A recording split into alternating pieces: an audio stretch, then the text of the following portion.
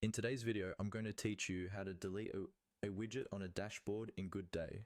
Let's get started from the very beginning so you can follow along easily. First, make sure you're logged into your Goodday account and that you're on the main interface.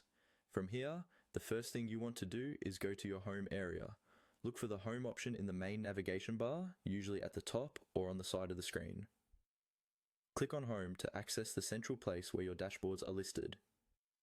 This is your starting point for managing and organizing your dashboards and their widgets. Once you're on the home screen, you'll see a list or grid of dashboards that you have access to.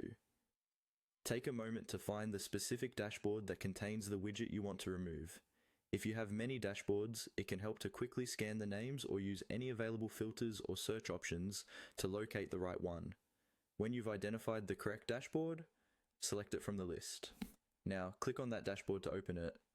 This will take you into the dashboard view where you can see all of the widgets laid out, such as charts, lists, summaries, or any other components that have been added.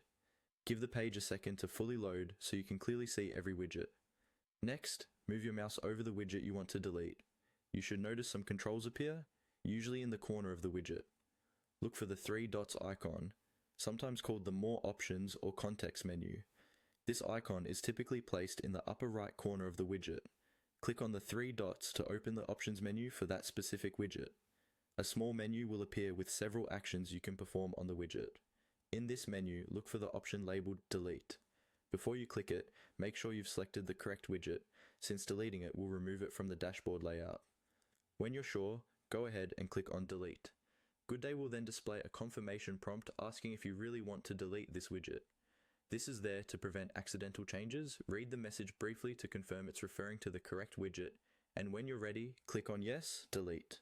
The widget will be removed from your dashboard, and your layout will update automatically to reflect the change.